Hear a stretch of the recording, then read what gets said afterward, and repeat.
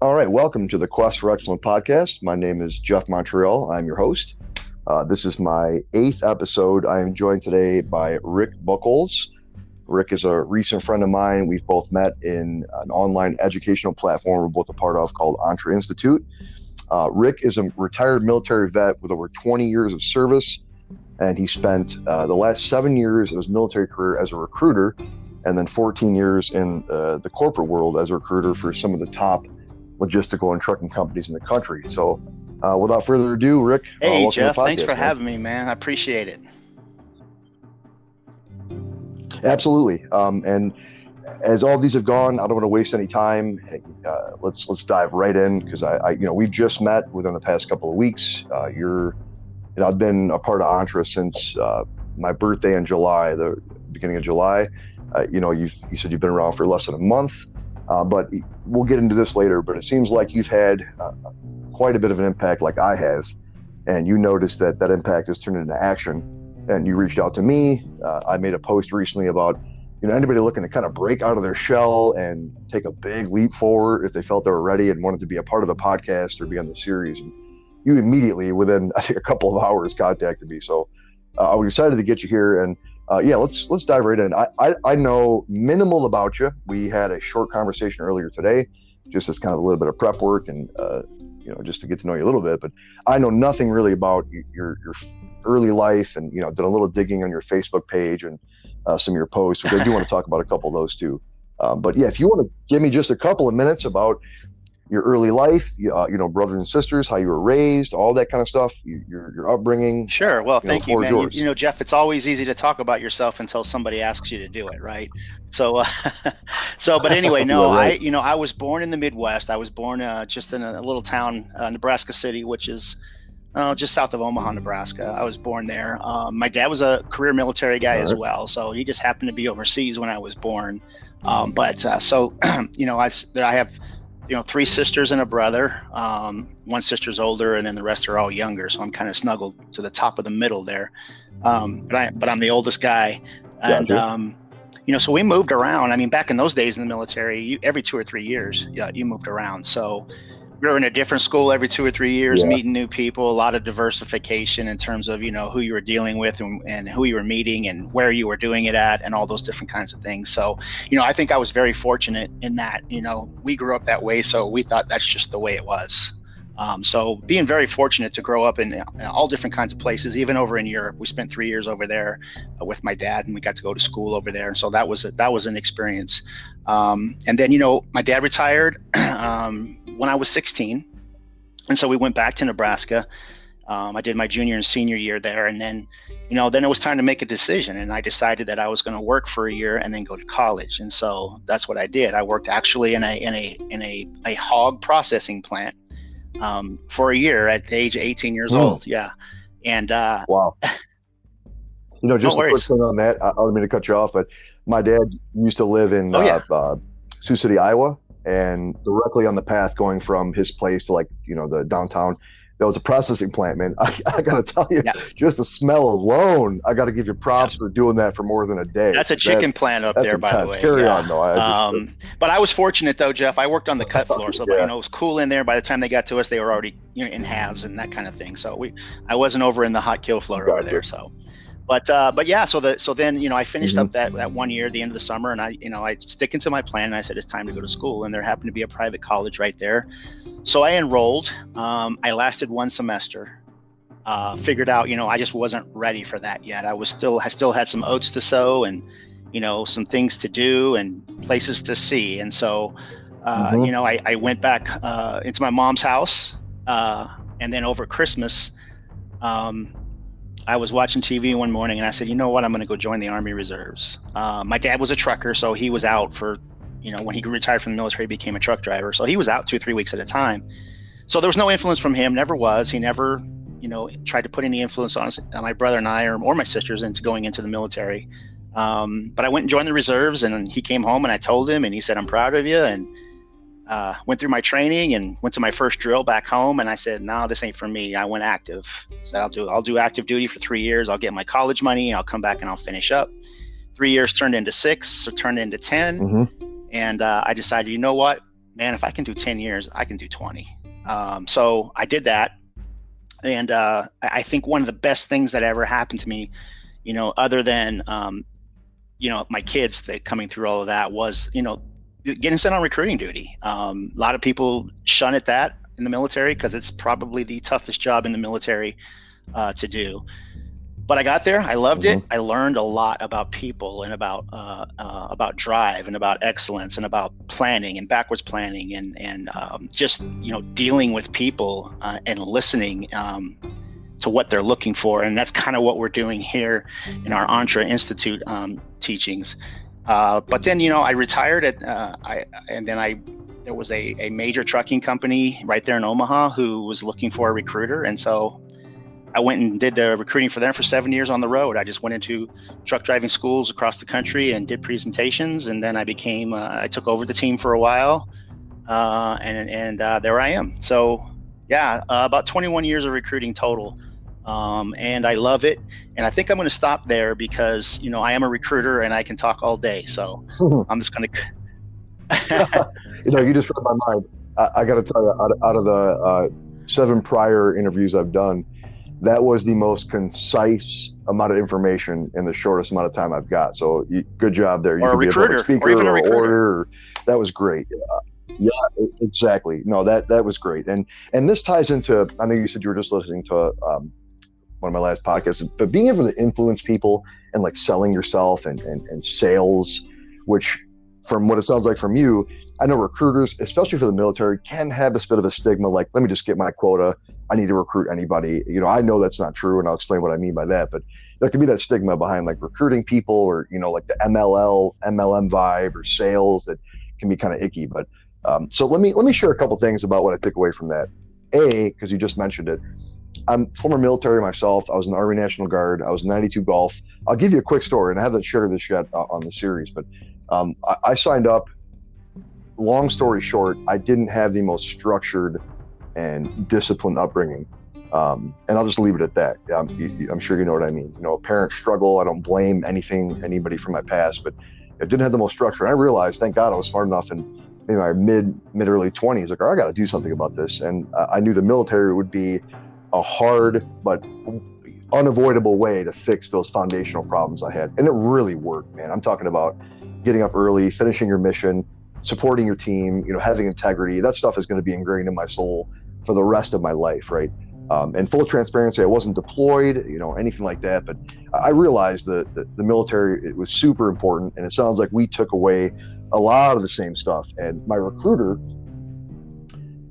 again, I haven't even thought of this in a long time, but such a great guy. I can't even remember his name. I still have his card somewhere in my military records, but great guy, was just like how you sound, was really trying to get me to be in the best position I could be in the military, not just recruit me just for the sake of recruiting me. And long story short, I got a 91 on my ASVAB. They wanted me to be an officer. I didn't want to do that. And through change in leadership at my RSB, the training facility where recruits go to when you're getting started, all my records got lost. There was this like month fiasco about me going to OCS training, and I ended up, after a while, they pretty much said, man, we're so sorry. This is my recruiter. We are so sorry what happened. If you want to not join, you can, or you can, go enlisted and figure out whatever you want to do with that and go that route. So I did. I'm a restaurant guy. I was for 20 years, and I became a 92 Golf, a food service specialist, and had a lot of great experiences. But my takeaway was, my recruiter was such a good, honest dude. And it sounds like you're exactly that kind of guy.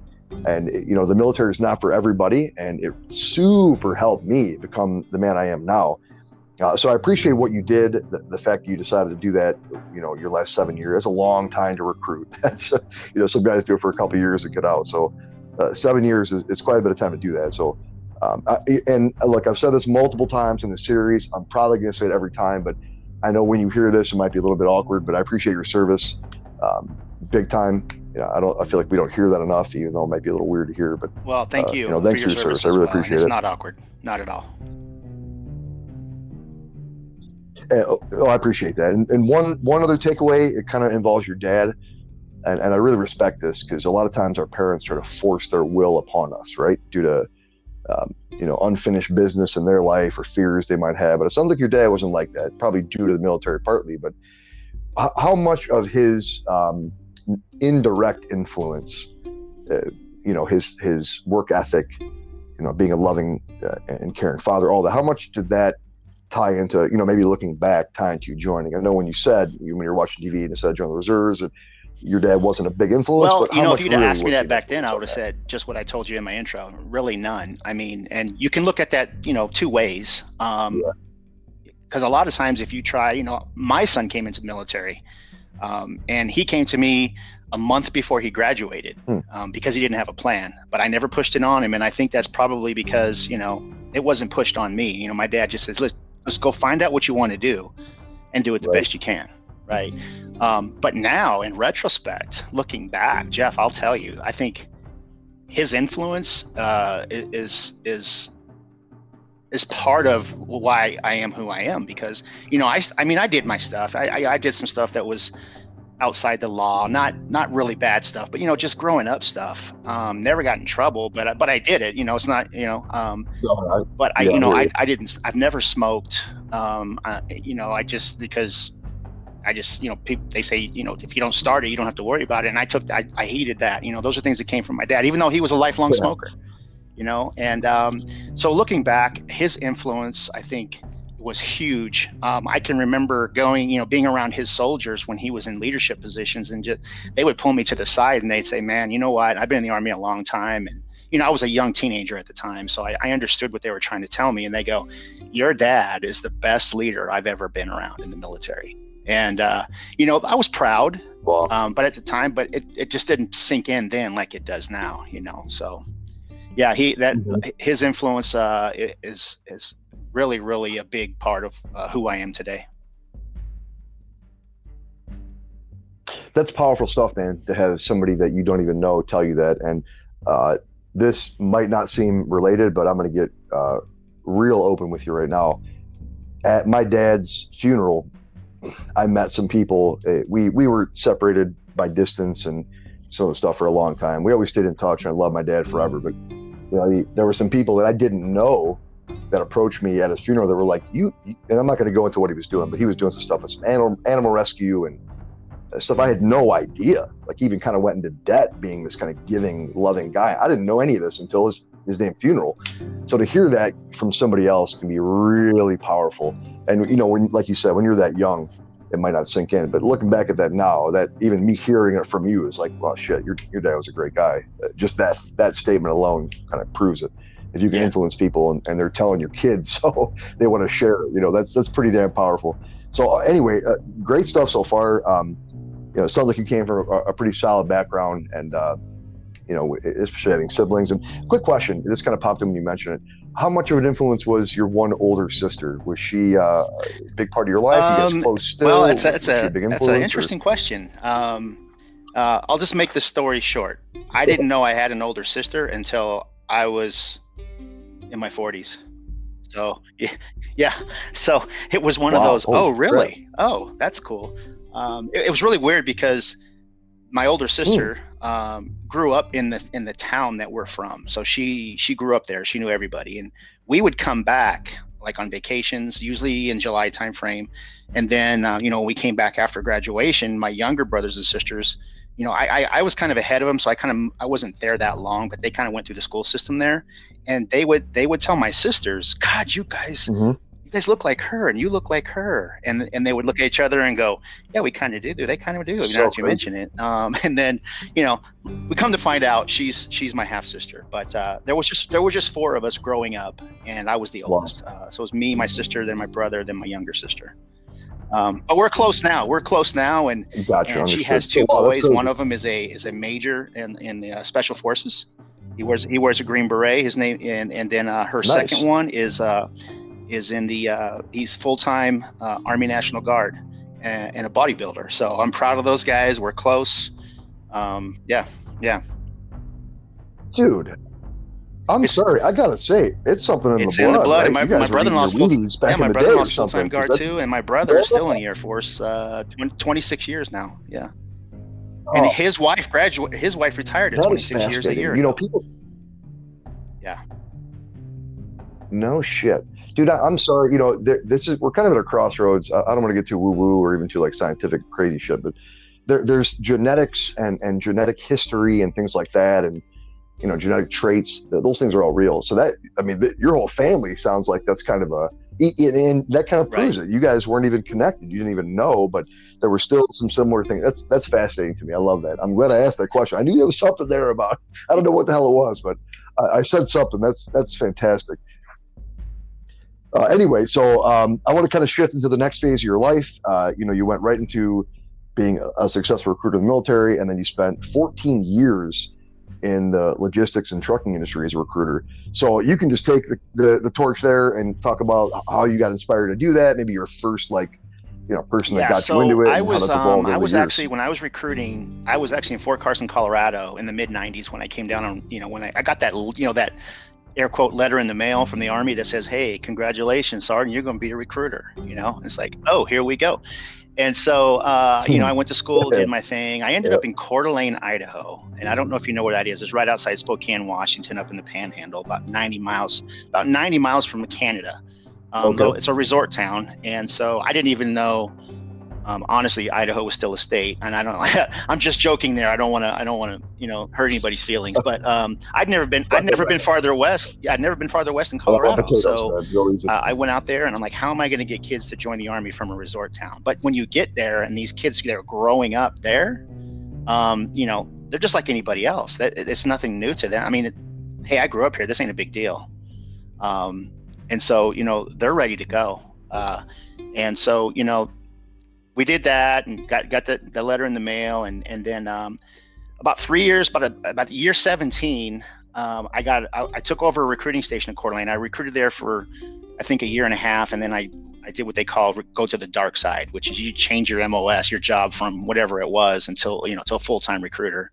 And then I took over the station and I was there for 4 years. I had 3 years left and an opportunity to open up in Omaha, Nebraska, which is, home. And so I went to my leadership and I said, "Hey, I want to put in for this slot." And they said, "No, you're not leaving." And I said, "Well, it's a retirement move. It's taking me home." And they go, "Oh man." So they, long story short, they let me go. And there's a major trucking company that's based out of Omaha, Nebraska. So I retired and I wasn't really sure what I was going to do, but I knew that I liked recruiting because I had to deal with people and I got to help people and I was good at it. And so a friend of mine told me, "Hey, I got a friend who runs the recruiters over there. They're looking for a recruiter." So I did the interviewing process and I got the job, and I spent 7 years traveling, doing presentations, recruiting, and then took over the team for after that. So I never thought I was going to go follow my dad into the Army, and I did. And I never thought I would make a career of it, and I did. I never thought I would get into the trucking industry after the military like my dad did, but I did.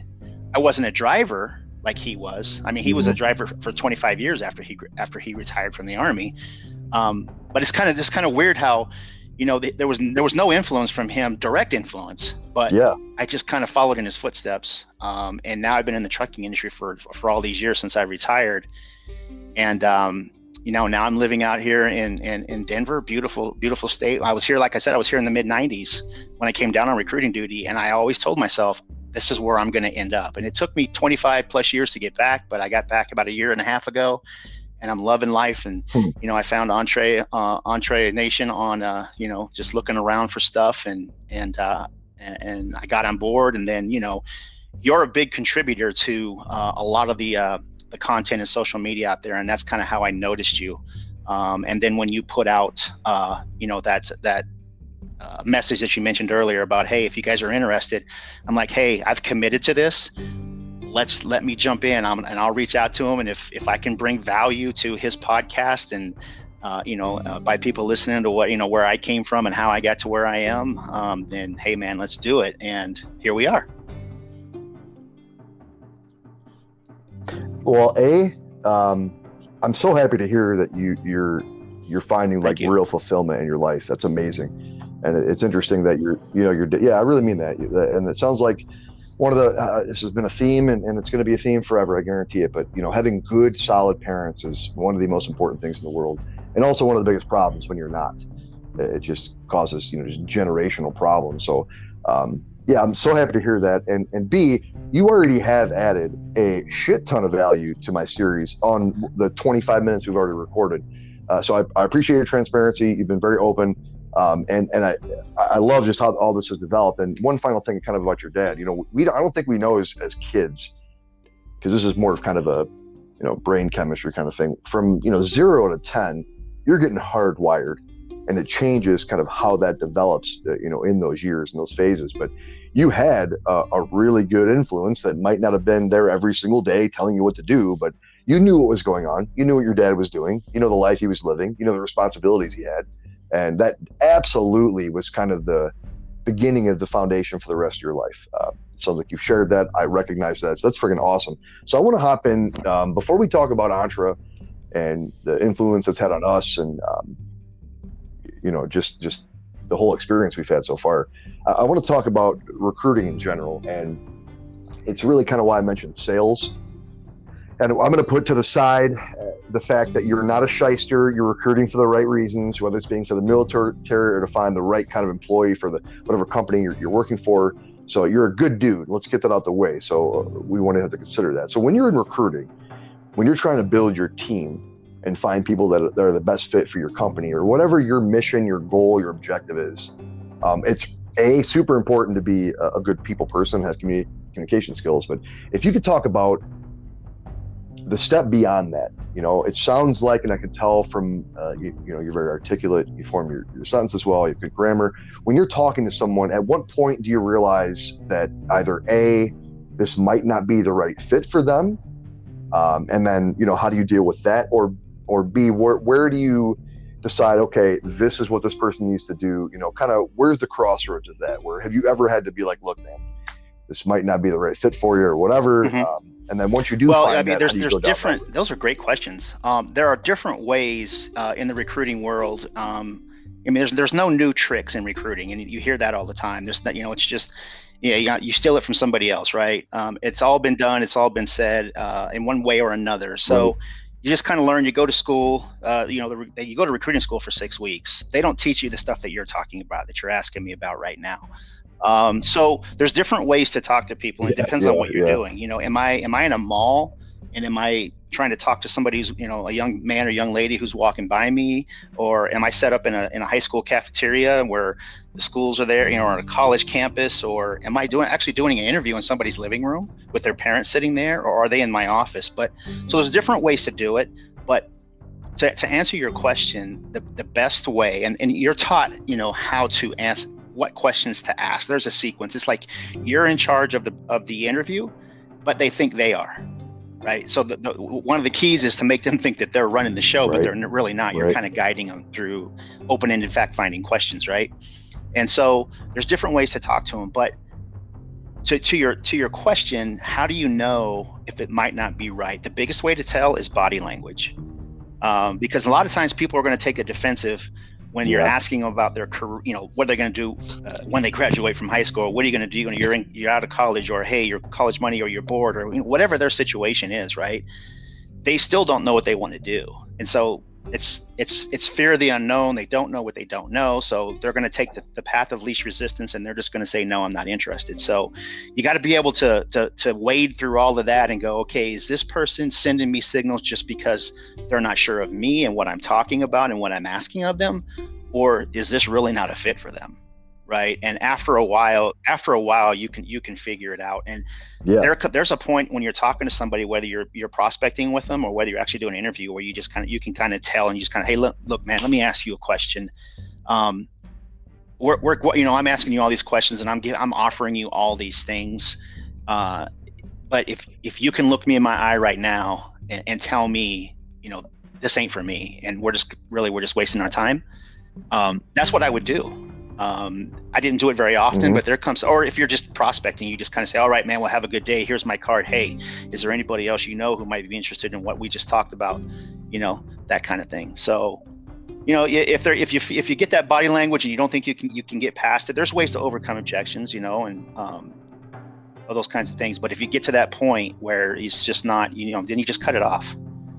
Just ask them straight up. Gotcha. I appreciate that explanation, because I want to be clear about something too, that you early on in this little segment here, you talked about, leading someone on, and they really don't know. I No. want to be clear with the audience. Yes, That's sir. not manipulation. Yes, sir. That's human psychology and human behavior. It's not If you manipulation. don't embrace that and learn that, you're screwed. Yeah, You're and going I'm to be glad other you said people's that, Jeff. whims. I'm glad you It's said not that, Jeff, at because all. I don't want it to come off that way. What you're doing is you're taking somebody who's unsure about something. Is it you? Is it the product? Is it their future? Is it, Right. they're unsure. And so again, they put up a defensive, they take the path of least resistance. So all you're doing is trying to get a breakthrough, right? Something that gives them, right. So I'm trying to make it as help them understand what we're talking about, so that they don't have that fear of the unknown, and they can open up a little bit. So thank you for breaking that point, because if it came off that way, that wasn't what I was trying to do. Yeah. Yeah. No, it didn't. But like I mentioned earlier, when people think about sales or recruiting, or that can be the first thing they think of. It's when you see underhanded just to get another attack on their board. That's not your vibe, and that's not what good recruiters and salesmen do. So I want to just kind of layer that a little bit. A lot of what you're talking about, and this is kind of the vibe what we're discussing, where everything is kind of related in life and business and personal relationship skills, and having tact and being adaptive. And if people don't know what tact is, because it's weird, I'm not some genius or whatever, I know a couple of words, but tact seems to be a word that some people don't know what that means. Basically, tact is getting your message across to someone as smooth and as frictionless as possible. You don't want to have any kind of you want them to just receive your message openly, without any kind of misgivings or preconceptions of what you're saying. So tact is super important. To be a recruiter or to be an efficient salesperson, you have to be able to have that skill. And you mentioned something else. You can recognize when someone, due to body language or the way they speak to you, or little cues in their behavior. Kind of the flip side of that for you more personally, and this will kind of shift into the last bit of the interview here. Just as you're able to tell when someone is either BSing you or isn't ready for this path you're presenting to them, how did you know that Jeff Lerner and Atra was the right fit for you? I was first exposed, air quote, exposed to you. On Thursdays, they do, the Atra training with Jeff and Dan.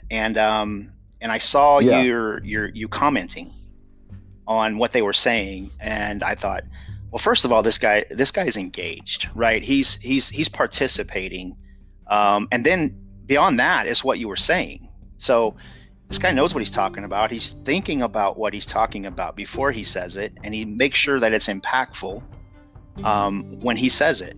And so that kind of and of course Jeff and Dan, I can't remember if Dan did, but Jeff said your name a couple of times, and then of course last night on the live, when he was on live, he mentioned your name a few times, and so that's what kind of attracted me to you. And then I watched one of your videos.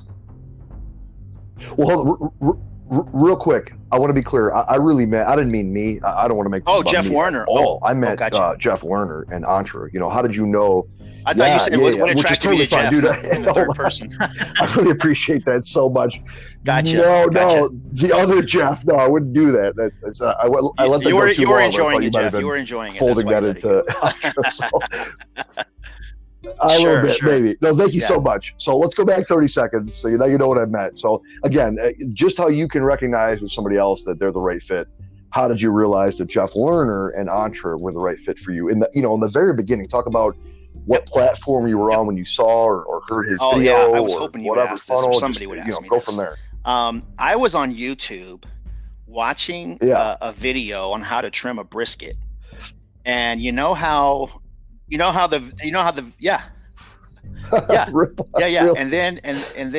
the ads pop in, right? And his ad popped in, and I started watching it. Normally I'll watch for 5 or 10 seconds and usually move on like most people do, but I just kept going, and I just kept listening, and I listened to the end, and then I thought, you know what, let me give it a shot, because I like what this guy has to say. I like his story, where he came from. Nobody comes out of that and gets to where he is in the short amount of time, honestly, that he did it. and then turns around and says, you know what, I'm going to open up myself, and I'm going to show other people how to do this. And, you know, to see this guy doing videos at 4:30 in the morning on the way to his gym. And, you know, again, this is my 1 week anniversary. So yeah, 1 week. And no. And 1 week. so that, you know, I thought it was a little bit longer. That's said, wild. hey, you know what, I want to listen to this guy a little bit more. And I ordered his course and watched some videos and and they did some training, and I thought, you know what, this is for real. And then I, you know, listening to people in the nation, the Entre Nation, banter back and forth on Facebook and sharing and the responses that they get. There's a lot of people that are engaged. People put a response out, a message out there, and they expect responses, and they get them, and they're great responses. And so my confidence is growing in the program, in the people, in the awesome life that's coming, all those things. That's amazing. And I share your sentiment. I'm being very careful about, not talking about myself or my experience too much, but I feel like it's pertinent because that's what we're talking about. But it's freaking changed my life, dude. It's been since early July. I've mentioned multiple times in the series, I've quit smoking after struggling for 20 years with that. And I'd like to just stop that right there. Aside from the, early pre-dawn workouts and waking up early every morning, so much. It's just completely changed my life. And it sounds like you're beginning down that path. And for you and anybody else listening, this is not an Entre Institute podcast. This is my podcast to help people get to the point where they're ready to be that person they've always wanted to be, period. But it just so happens that Entre and Jeff Lerner were the catalyst for me, and I want to share that because maybe that could be for other people. Being an affiliate of Entre and supporting the company, I take a lot of pride in that. And it's not for publicity, or it's really not even for money. If I can help people, either like yourself, which it sounds like you've got a great history and work ethic and future ahead of you, but for some other people who don't maybe have some of the either re-porn or original foundation that we're lucky enough to have. Some people just need some help, man, and a lot of times you put away judgment and are just there to listen to someone and help them out, even on a thing like this. If one of the people that are on my podcast, I can help change their perspective, not even including the audience. That's why I'm doing this. So I know Jeff has done that for us. I can tell you 100%, keep going with the program. It's amazing. I'm not trying to, I'm not making any money off of you or off this at all. I really mean that. And let me take that a little bit of a step further with Entre and Jeff.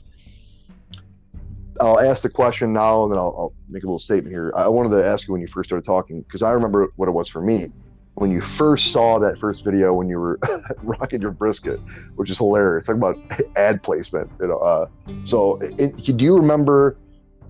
I mean, right within the first 5-10 seconds, because that's the key moment for that kind of digital hook to get you paying attention. Can you remember what that was? Because for me, and I'm so disgusted by all of the really flashy get rich quick crap out there, even some of the legitimate stuff, the way they present themselves and make their ads, I just instantly scroll through or unfollow or whatever. The first time I ever saw Entre or Jeff, I paid attention. It wasn't like, all right, let me give him a shot. It was the first time. And for me, it was, he immediately started talking to me in a normal tone, wasn't flying around his office, looking at all his plaques and being wild. It was just a normal dude talking to me about ways to be successful in the new economy, right? And that just immediately struck me. It wasn't, come buy my program, come learn these funnels. It was, let me help you, be where you want to be. And 5 months later, whatever, I'm 1,000% in. So go back to the initial question. Do you remember what was the first thing that kind of got you all right, let me keep going? I don't. Have any idea that first? Shoot, I wish I did. Go ahead. I don't remember anything that he said that hooked me.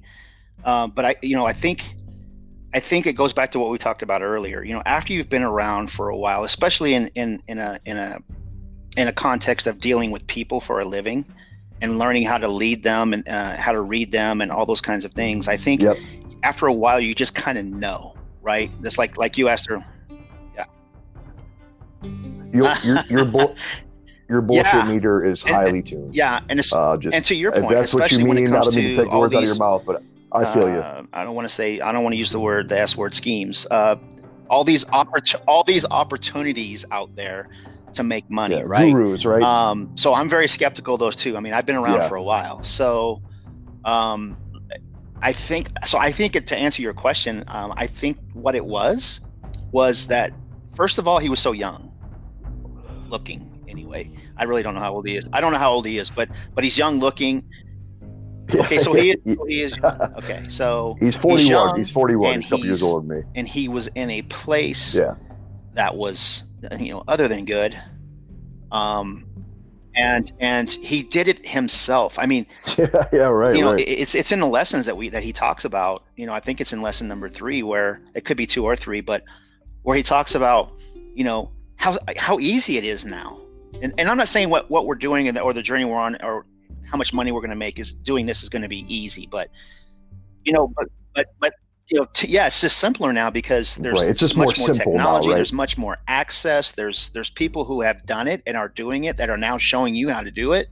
I watched the 4th episode this morning, and he's showing me. He's not only just telling me where to go, he's showing me where to go. And I'm just like, this is for real. Yeah. Exciting stuff. It is, and it's funny, man. You're a weekend. I remember damn near every single lesson, and I'm going to go back through and do the blueprint and everything all over again, even the Awesome Life Challenge. I highly suggest you do when you get to that point. You're ready for it. But yeah, dude, I totally agree, man. Like, it's interesting. It sounds like he was just right.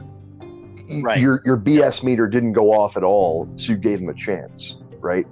I think that's the same thing for me. There wasn't even any kind of tension. It was like, okay, I'll listen to you for a couple of minutes and give you some of my time. I haven't really felt that before, and I've seen, like you said, all this crap before for the past 10, 20 years. But so yeah, totally agree. We're on the same page, and I want to kind of focus this mantra and then kind of your experience, and then talk about what you want to do. But I want to put this out there for anybody listening who is like Rick or myself, who has a certain set of experience. I was in the restaurant world for 20 years, and as a manager, mentor, leader for 10, 15 years, and that was a huge part of my life. But for anybody who has a specific set of experiences they've been through, and they have some kind of story, you can make that into something that can not only help people, but can provide you with an income. And which could take you weeks. Literally, you could do that right now in 5 minutes and get a website up and running. So the learning curve on the front end is gone. So there's no excuse there anymore. That used to be what it was in the beginning. I think about some of the older folks in my life, or even like parents and the older generation, like technology, and I just don't know. And that's just that being afraid to admit they don't know something and fumble as they learn. But for anybody looking to start out, like, the tools are there, right? So the idea, and if you're familiar with Simon Sinek, who's a big influence on Jeff, he has a book called Start With Why. And really what the whole vibe is, I'm not going to go too much into this book or talk about Simon, but you got to think about your story. Like, why are you doing what you're doing? It's not enough to be able to sell a good product or whatever, or have a good idea, but why are you doing what you're doing? And I think what made us gravitate towards Entre is just really change people's lives. And I know for me, it has completely. I can just tell you that 100%. I've seen, let me take that a step further. Through Entre, I have inspired other people to take drastic change in their life. I mentioned this in another podcast, and again, I don't need to talk about myself too much, but it's pertinent. Somebody's mom messaged me like, dude, I can't believe what you've done for my daughter. I would like borderline cry when I saw that. That's the point of all this, right? And what I'm getting at is, take yourself, for example, right? You have some incredible experience. You could take either your 20 years in the military, right? You could take recruiting and all the revolving stuff around that, communication and body laying, all of that, or into the trucking industry and the logistic kind of vibe. You could literally make a course on 3 or 4 different subjects on each one of those things, either getting into the business, tips and tricks, best ways to recruit, how to find good truckers, platforms to look on. You could literally make a course, and there are thousands of, think about the trucking industry. That's one of the biggest industries and the most important, at least in the U.S. for sure, right? And now that I'm mentioning, I know I'm going on a rant here, but I wrote something down earlier because I want to run this across you and see how you feel about this. This is a big deal, and this is actually a live Jeff did last week. He was really passionate about people understanding this, and there was actually a trucker on the live who was kind of like, "Damn." So I'm sure you're familiar with automation in the trucking industry and how that's developing right now. Of course, yeah, certainly. Awesome, good. So there's already routes that are in place that are unmanned trucks that are having good success. They're very efficient. Obviously saving a lot of money and liability, not having to have a human being in a truck.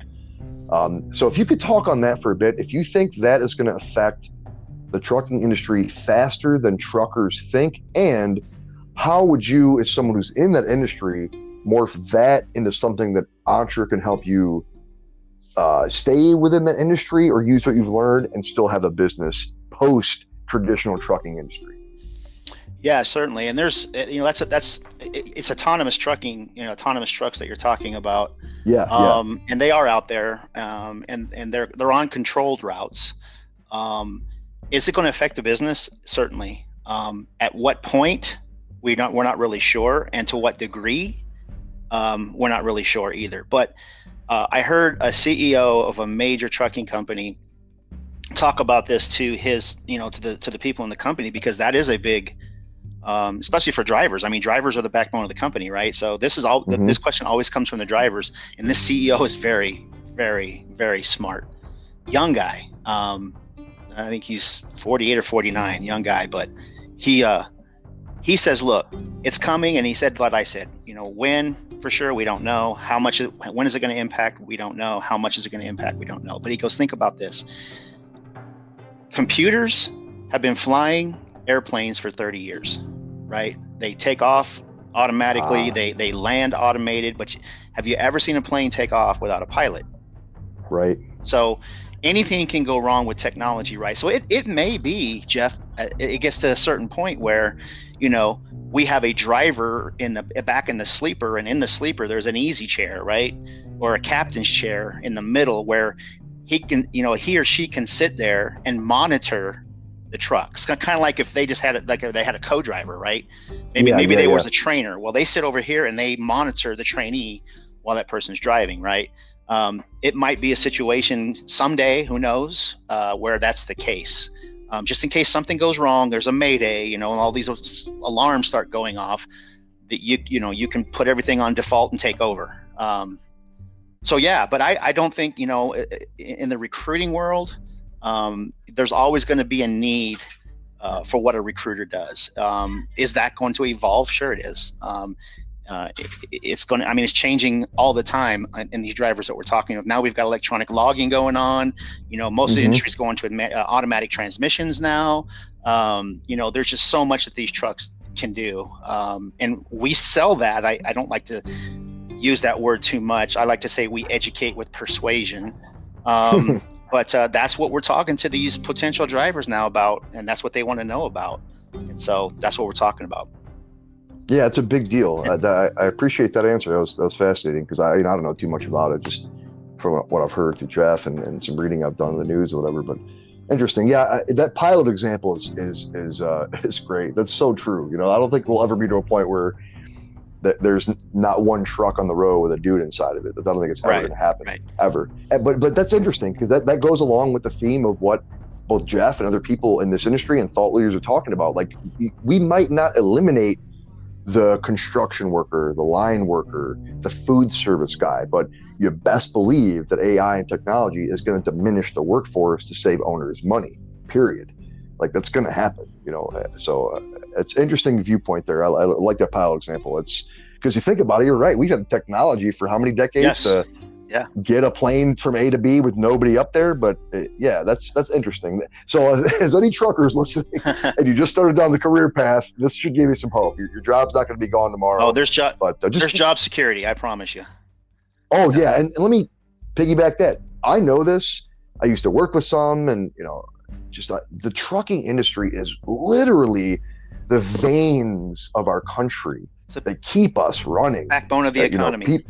Yes, man. And people don't realize that. And let me go even a step further than that. Dude, if you guys are on the highway, give your trucker some room and be cool. Let them get on the damn highway. I know how frustrating it is for truckers. It's so annoying. Like, why do you think they're pissed off at people and they honk and cut you off? Because they're cut off all day driving 1,000 miles across the country. Well, you know, if they're driving slow and you get annoyed, right? Just think about it this way. How annoyed would you be if you went to put fuel in your vehicle and there wasn't any because the truck didn't get there? Or if you went to your local grocery store, you know, to get some groceries on and there wasn't what you wanted because the truck didn't get there for some reason or wasn't on time or whatever. So realize what these drivers are doing. And you know, to serve our country, that's what they're doing. They're serving country in a different way other than in uniform somehow, you know, but that's what they do. And it's a leading indicator for economists on what's happening with the economy. I mean, it's one of the, if trucking slows down, the economists know that, you know, we've got something going on here, and that's one of the leading indicators that economists use to see what is happening with our economy. So, yeah, give them a break, man. They're bringing that stuff to, you know, your consumables to where they're supposed to be, so that they're there when you walk in, because you're going to be really, really annoyed if you walk in and it's not there. Right. Think about the toilet paper shortage, and I'm kind of time stamping this, but during the middle of COVID, and you know, some states had some beef and meat shortages and stuff. Like, that was just for a blink of an eye. You know, truckers go on strike, that could be for months, and that's a big problem. So no, people need to respect the trucking industry more. It's one of those kind of behind the scenes, you know, how often you get to talk to or see a trucker aside from their big ass truck on the road. So no, I respect truckers and what they do. And you know, this could be another hour long podcast in the future, talking about people don't appreciate and they feel entitled. They don't understand how they get what they get, all that, but we'll save that for another time. So, all right. So we're coming up on, maybe got about 5-10 minutes left here. I want to, and this might be some new stuff that you've been thinking about over this past week or recently, or getting some ideas from this, or, you know, I'm not sure where you're at mentally with, but if you could touch on, if you have any initial ideas of how Entre has inspired you to create a new business or go down a new path, or, you know, any initial kind of brainstorming you've had about how you're going to use this new knowledge to either create a business, create a movement, you know, create an education program, start an agency, whatever. If you could talk on that for a little bit. Okay. I used to tell people moving through my career, if somebody said, hey, what's one word that describes you? I say driven, because I've been very successful in everything that I've done. But I got to be honest, probably, you know, I'm 55 years old. In the last probably 5 years, I've lost some of that. You know, I've lost a lot. I'm still motivated, but I'm not where I used to be. And I think about it all the time. You know, I should be doing this and I'm not. You know, I should be doing this and I'm not. You know, all the time in the military, I stayed in really good shape, even afterwards. And I got a little out of shape. And so, you know, this has inspired me to, you know, one thing that really gets me going is to hear somebody, whether it's Jeff or somebody else, say, hey, I got up at 4:30. I got up at 5, you know, because 5 a.m. is when I get up. But, you know, probably in last year, I push that sometimes. And then my whole day is being rushed, you know, and I never get situated in my day. And now that I've started doing that again, I find that, man, there's plenty of time, you know, and you're still getting everything done, and there's plenty of time. And so that's inspired me that way. I will tell you that, I want to be Jesse Singh. His lifestyle, oh my gosh, right? Heck yeah. I mean, I saw the bullets today on what he does, and it's like, you know, he does this and this, and then he chills, you know, and it's like, oh my gosh, and I can tell you, I'm sorry to cut you off, but me and Jesse communicate, you know, not all the time, but we talk now and again, and he's still doing the same thing, man. And that was made like a year and a half ago. He's still the same lifestyle. Nothing has changed. But you know, it's awesome. Carry on. Yeah, it really had nothing to do with, you know, Jeff introducing him to us in that number 4 lesson. But right. But it's like, while he's telling us about Jeff, right? Or not Jeff, I'm sorry. While Jeff is telling us about Jesse, I'm thinking to myself, that's what's been in the back of my mind my whole life. Right. But it's just like, you know, how do you get there? And God, it's you got to trudge through all this stuff, and, you know, to get there, and then it works or it doesn't. And, you know, but with what we've been handed with Entree and, you know, Jeff's experience, man, is it so doable. And, you know, I'm 55, so I'm older, but I'm 55, so I'm still young, right? Yeah, hell yeah, man. Dude, real quick, he talked about a story. I don't know if you've gotten to this yet. I don't think so. You will.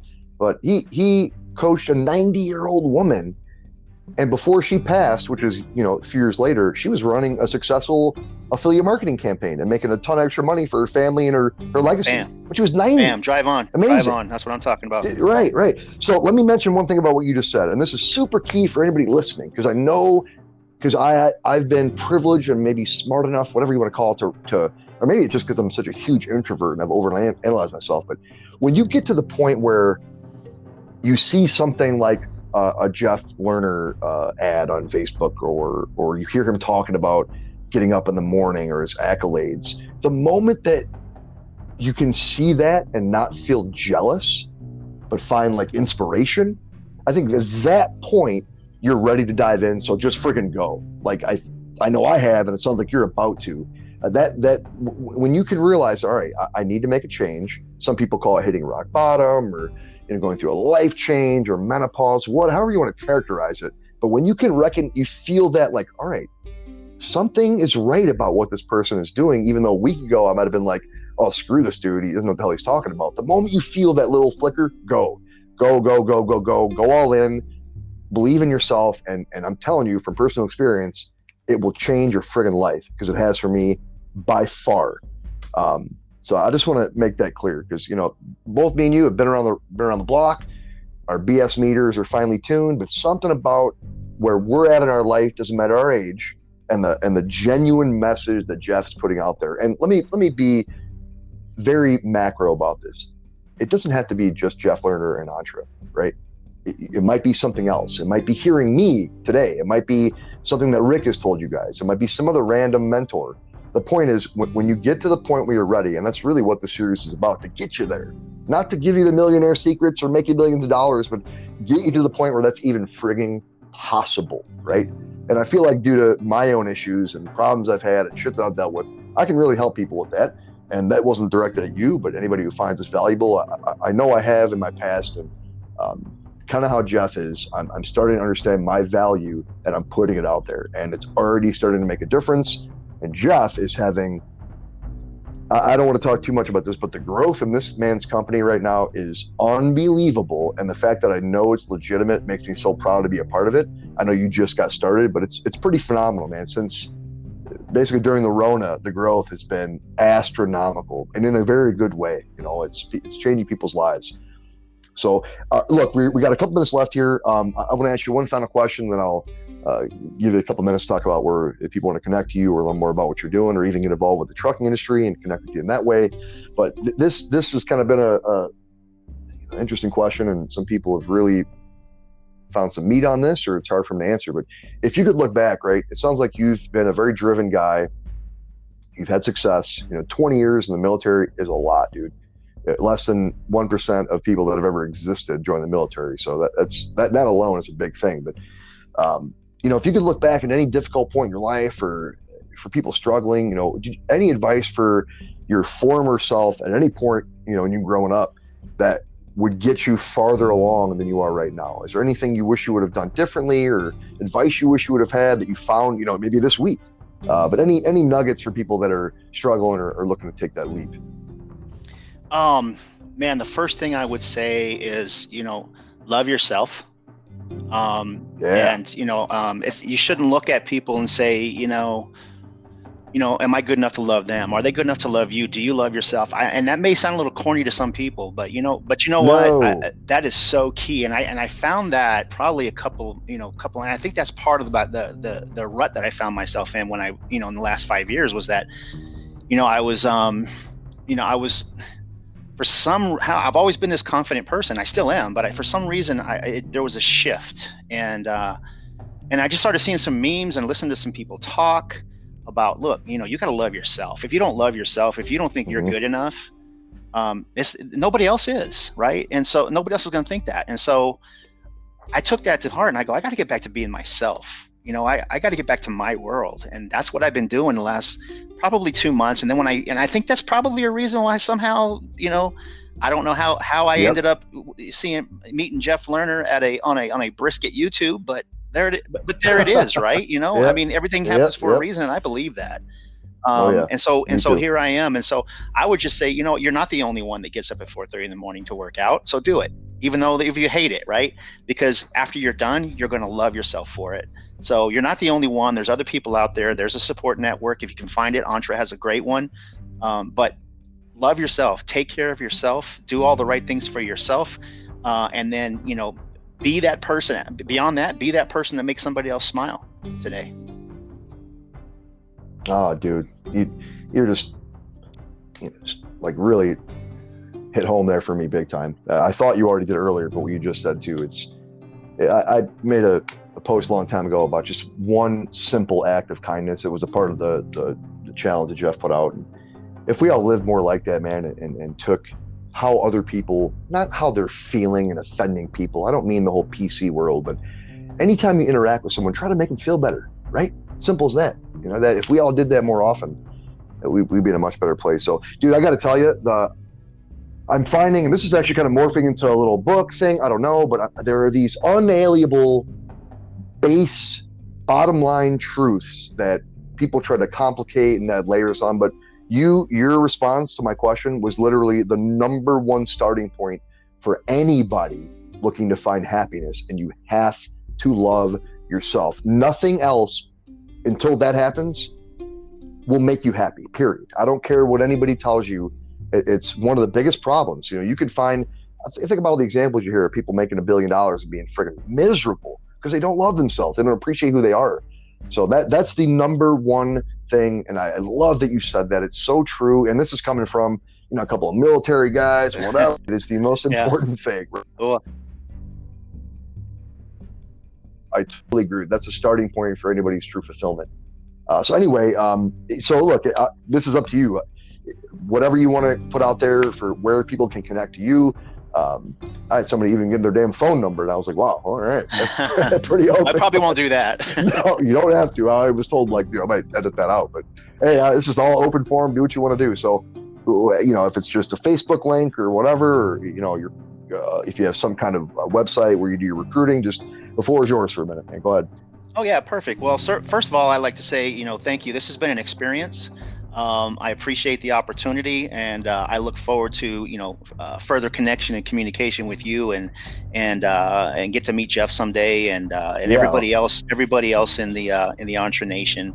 And then for those who are listening, hey, look, if you want to reach out to me, you can find me on Facebook. I'll spell my name for you if you want to. Well, I think it'll be on the podcast. So yeah, well, yeah. I should say that, but I'm going to start doing. I'm glad you said that. Before I even give you the floor, I'm going to start to say, any links we'll get afterwards.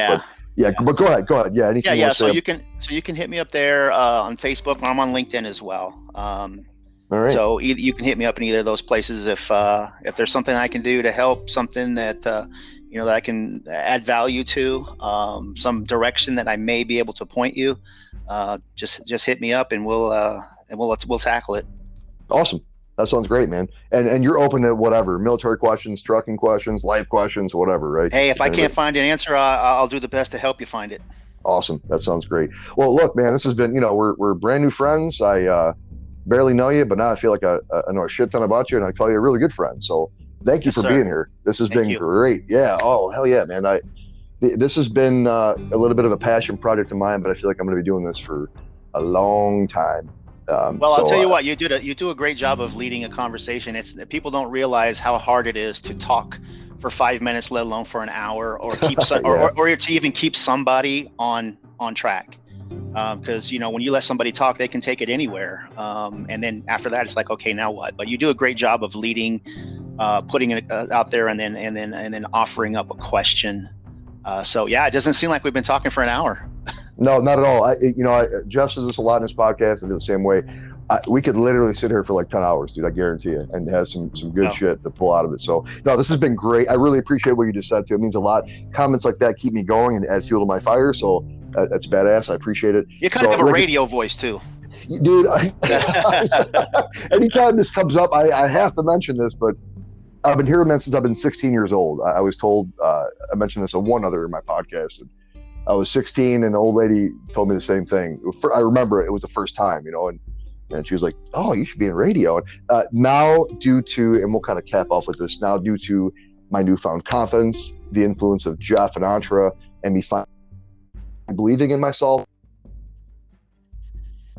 use that as a tool to get my message out there and help as many people as possible. So again, Rick, it's been awesome.